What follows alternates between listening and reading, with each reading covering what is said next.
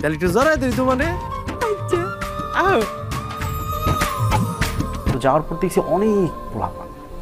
তা আমার কাছে মনে হয়েছে যে না, মনে হয় আমি নিবে না। কেন নিবে? অনেক এই সেই দেখলাম চুল টুল বড়।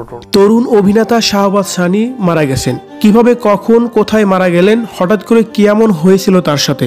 ভিউয়ার্স, এ বিষয়ে জানতে পুরো ভিডিওটি দেখে আমাদের সঙ্গে থাকুন। যে আর্টিস্ট কাজ করছে সেও তো ন্যাচারাল একটা, তার গড গিফটেড ব্যাপার আছে।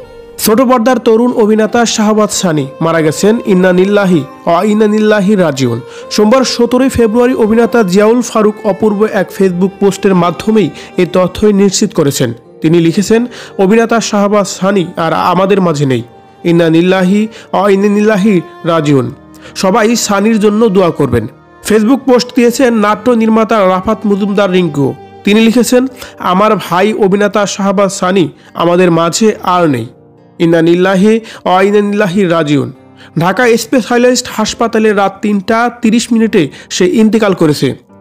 ফেসবুকে একটি ছবি পোস্ট করে তার ক্যাপশনে নির্মাতা হাসিব হুসাইন রাখি লিখেছেন, আহারে জীবন, রাত 3টা 3 মিনিটে হার্ট অ্যাটাকে মারা গেছেন সানি।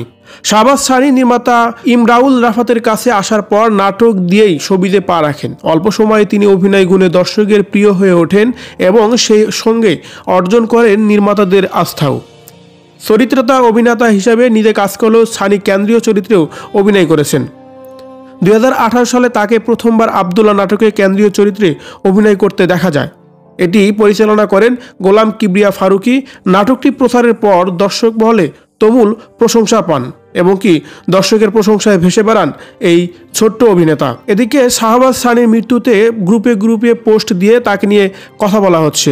একজন লিখেছেন, শাহবাজ সানি ভাই আর এই পৃথিবীতে নেই। ইন্না লিল্লাহি ওয়া ইন্না ইলাইহি রাজিউন। নিউজটা দেখে খুবই স্তব্ধ হয়ে গেলাম। কথাটা এখনো আমার বিশ্বাস হচ্ছে না। ওপারে ভালো থাকবেন সানি ভাই। এভাবে আবেগে আপ্লুত হয়ে দর্শকরা তাকে নিয়ে কথা বলছে। ভিউয়ার্স, ছোট্ট এই অভিনেতার মৃত্যুতে আপনি কিভাবে দেখছেন? কমেন্ট করে জানিয়ে দিন কমেন্ট বক্সে।